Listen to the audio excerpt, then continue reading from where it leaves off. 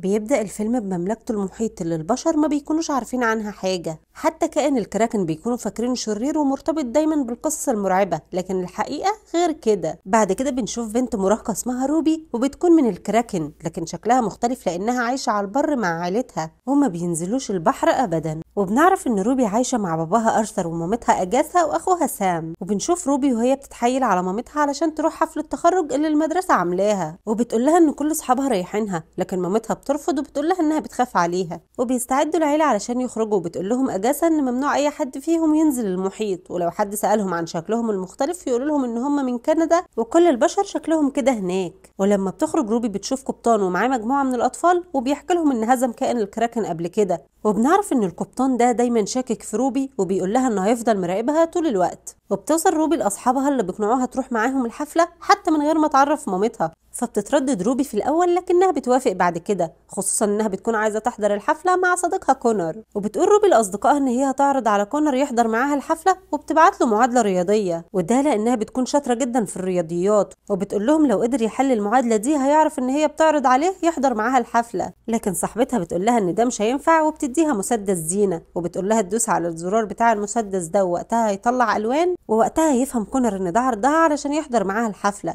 وفعلا بتروح روبي لكونر، لكن روبي بتكون مكسوفة جدا ومش عارفة هتقوله ازاي. فبيقرب منها كونر وبيشوف المسدس فبياخده وبيضغط على الزرار. وقتها بتتخبط الزينة في وشه، وكورنر ما بيشوفش اي حاجة وبيتزحلق وبيقع في المحيط. ووقتها روبي بتكون خايفة جدا وما بتكونش عارفة تتصرف ازاي لحد ما بتقرر تنزل تنقذه. وفعلا بتنزل روبي، لكنها فجأة بتتحول وايديها بتنور وبتخرج منها طاقة كبيرة جدا بتطلعها من المحيط هي وكورنر. وبعد شوية بتفوق روبي لكنها ما بتكونش فاهمة ايه اللي حصل. وفجأة بتسمع صوت الطلبة وهم متجمعين حوالين بنت، وبيقولوا ان البنت دي هي اللي انقذت كورنر. وبتقف روبي تتفرج معاهم وبتسمع البنت دي وهي بتقول ان هي متعودة على كده وانها دايما بتنقذ الناس. وبتقرب البنت دي من روبي وبتحس ان فيها حاجة غريبة، وبتعرفها على نفسها وبتقول لها انها اسمها تشيلسي. لكن فجأة روبي بتلاحظ ان ايديها بتنور فبتخاف وبتجري بسرعة وبتستخبى في مكتبة المدرسة. وبتقرر روبي تكلم مامتها علشان تحكي لها كل اللي حصل، لكنها بتتراجع على اخر لحظة. وفجأة بينور جسم روبي وبتتضخم وبتتحول لكراكن عملاق، وده بيخليها تكسر المكتبة. وفي الوقت ده بيشوفها القبطان أثناء رحلة من الرحلات بتاعته، وبيقول إن الكراكن رجع علشان ينتقم منه على اللي عمله فيه قبل كده. وفي نفس الوقت بنشوف أجاثا مامة روبي وهي في الشغل بتاعها، واللي بتتفاجئ لما بتشوف بنتها اتحولت، فبتخلص شغلها بسرعة علشان تروح تشوف إيه اللي حصل. وبتركب أجاثا عربيتها وبتمشي بسرعة لحد ما بتخبط في حاجة على الطريق. ولما بتنزل أجاثا علشان تشوف خبطت إيه بتلاقي إنها خبطت أخوها، فبتتفاجئ وبتسأله إيه اللي جابه هنا. فبيقول لها إن مامتها عرفت إن روبي اتحولت وإنها طالبة إن هي تتكلم معاها، لكن أجاثا بترفض وبتقول لهم يبعدوا عنها وعن عيلتها. وبعدها بتركب أجاثا بسرعة العربية هي وأخوها وبتروح بسرعة علشان تشوف روبي. وبتروح أجاثا وبتطلب من روبي تهدى وبتتكلم معاها، وفعلا روبي بتهدى وبترجع لحجمها الطبيعي تاني. وبعدها بيرجعوا كلهم البيت، ولما بتدخل أجاثا البيت بتحكي لزوجها عن كل اللي حصل. فبيتحمس سام جدا وبيقول لهم إنه عايز يروح المحيط علشان حجمه يكبر ويتحول زي أخته، لكن بابا بيقول له إن الناس الكراكن بس هم اللي بيتضخموا، أما الذكور بيفضلوا بحجمهم الطبيعي. وفي الوقت ده بتطلع روبي لأوضتها وبتسمع خالها بيتكلم مع مامتها،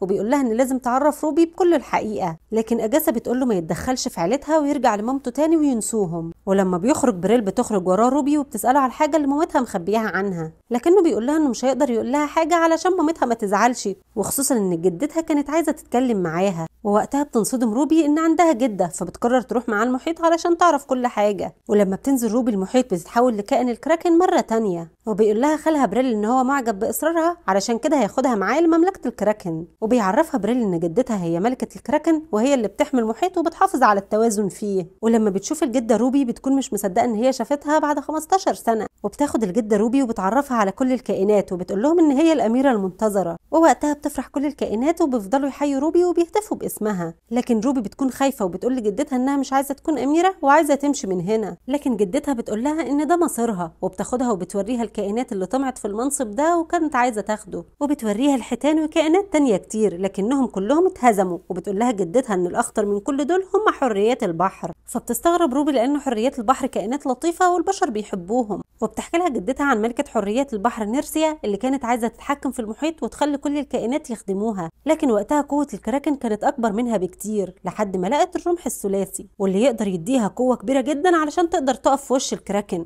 وفي الوقت ده قامت حرب كبيرة بين مملكة الحريات ومملكة الكراكن، لكن أجاسا قدرت تهزم نيرسيا وخدت منها الرمح وحطته في مكان محدش يقدر يوصله بسهولة. وبتستغرب وقتها روبي إن مامتها قدرت تهزم ملكة الحريات، لكن جدتها بتعرفها إن مامتها كانت قوية جدا، لكنها بعد الحرب دي قررت تطلع على السطح وتعيش وسط البشر وتبعد عن الخطر اللي موجود في المحيط. ووقتها بتتردد روبي وما بتكونش عارفة تاخد القرار، وبتقول لجدتها إنها محتاجة تمشي لأنها متوترة، فبتسمح لها جدتها إنها تمشي. وفي الوقت ده بنشوف روبي اللي بتعوم في المحيط لكنها بتقع في فخ القبطان، واللي بيكون مستني في السفينة بتاعته علشان يمسك كائن الكراكن. وبتحاول روبي ان هي تفك نفسها لكنها ما بتقدرش، وفجأة بتظهر تشيلسي اللي بتنقذها وبتعترف لها انها حرية بحر، وبتقول لها انها اتعرفت عليها انها كائن بحري زيها من اول ما شافتها في المدرسة. ووقتها بتسيبها روبي وبترجع البيت قبل ما مامتها تحس بغيابها. وتاني يوم الصبح بتصحى من النوم وبتقرر ان هي تعيش حياتها كمراهقة عادية. ولما بتوصل روبي المدرسة بتتفاجئ بالفيديو اللي القبطان نشره عن الكراكن، والطلبة بيكونوا خايفين من كائن الكراكن وخايفين يهاجمهم، فبتتوتر روبي وبتجري بسرعة على الحمام، وهناك بتشوف حرية البحر اللي بتقول لها انها اكتر واحدة هتحس بيها. فبتقول لها روبي انها مشتتة جدا ومش عارفة تعيش حياتها على انها كراكن ولا على انها بشرية، فبتنصحها تشيلسي انها تاخد اجازة علشان تقدر تفكر، وبتقترح عليها ان هم يقضوا الاجازة دي في المحيط.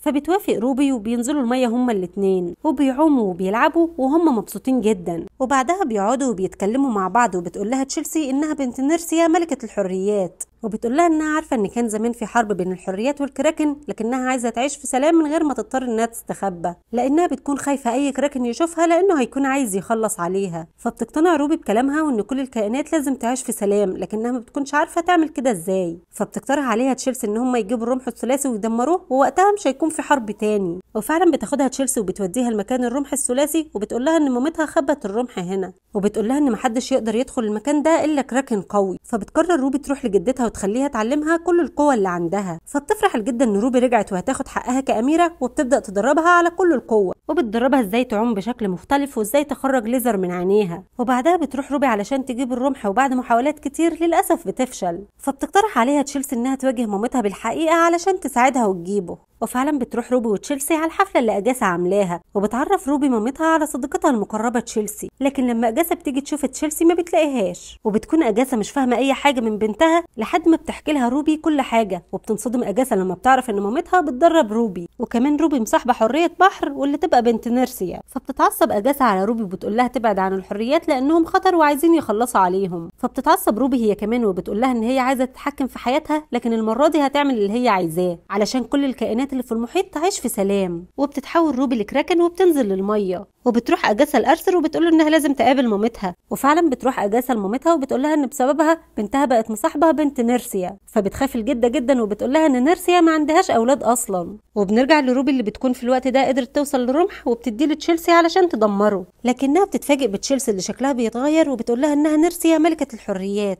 وبتقول لها انها استنت 15 سنه علشان تنتقم من مامتها، وبتضربها وبتوقع عليها صخور كبيره جدا. وفي الوقت ده بتبدا حفله الرقص واصحاب روبي بيكونوا مستنيينها، وكونر بيكون زعلان لان روبي لسه ما جتش. وفجاه بتظهر نيرسيا اللي بتدمر المكان وبتدور على اجاسا علشان تنتقم منها. وفي الوقت ده بتجيلها اجاسا اللي بتقول لها انها تهزمها زي ما هزمتها من 15 سنه. وبتظهر الجده كمان وبيبداوا هما الاثنين يهجموا على نيرسيا. وفي الوقت ده بيروح بريل لروبي وبيقول لها ان هو عارف ان هي مصدومه في صديقتها، لكنها اكيد مش هتسيب حقها. فبتتحمس روبي وبتروح لنيرسيا اللي بتلاقيها هزمت جدتها ومامتها، وبتبدأ روبي تهاجم نيرسيا، لكن قوة نيرسيا بتكون أكبر منها بكتير. فبتروح روبي تقول لمامتها وجدتها إن هما لازم يتحدوا مع بعض علشان يهزموا نيرسيا، وفعلا بيتحدوا هما التلاتة مع بعض وبيخرجوا ليزر قوي من عينيهم وبيدمروا الرمح الثلاثي. وبترجع نيرسيا لشكل حرية البحر تاني وبيحبسها القبطان في القفص بتاعه. وبعدها بتطلع روبي للحفلة وبتعتذر لأصحابها لأنها خبت عليهم حقيقتها، فبيقولوا لها اصحابها ان هم يحبوها دايما سواء كانت بشر او كراكن. وبتتفاجئ روبي بكونر اللي حل المعادله الصعبه اللي هي كانت بعتها له، وبيبداوا كلهم يرقصوا وهم مبسوطين. وبعد مده بنشوف الخال بريل وهو بيقول له روبي ان في حوت خطير بيهدد المحيط، فبتروح روبي بسرعه علشان تنقذ المحيط زي ما هو مقدر لها. وبس كده، سلام.